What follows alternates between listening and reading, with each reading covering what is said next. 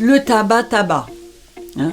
Si on prend les gens qui fument, il y a une pathologie qui est spécifique des gens qui fument, c'est ce qu'on appelle le pseudomyxome.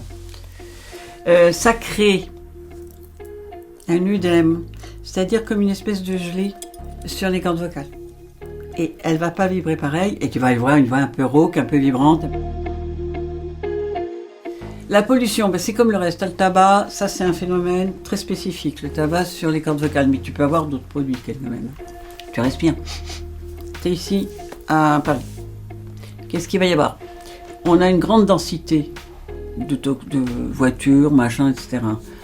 Plus tu as par exemple les diesels, surtout maintenant ça s'améliore un peu, tu vas avoir beaucoup de microparticules. Alors ça joue sur l'irritation de ta muqueuse. Ça peut générer comme les goudrons des pathologies. À ce moment-là, je veux bien te reconnaître qu'un goudron, ça te donnera des pathologies de toute la muqueuse respiratoire. Afin d'expliquer l'effet de la pollution sur la voix, on va séparer notre espace en deux parties équivalentes. Un espace de vie pollué et non pollué.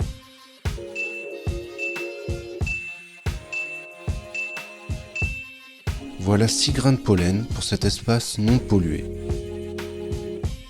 Et voici des microparticules de carbone dans l'espace pollué. Les personnes allergiques sont allergiques pour ces 6 grains de pollen. Mais certaines personnes n'étant pas allergiques vont être allergiques. En effet, les micromolécules de pollen vont se fixer sur les microparticules de carbone et ainsi rendre des personnes n'étant pas allergiques allergiques. Cela provoque indirectement une réaction au niveau de la muqueuse, pouvant entraîner une altération de la voix. Si tu as une grosse déprime, je sais pas moi, j'ai vu des changements de voix, par exemple chez certains patients, à l'annonce du papier de leur divorce qu'ils attendaient pourtant.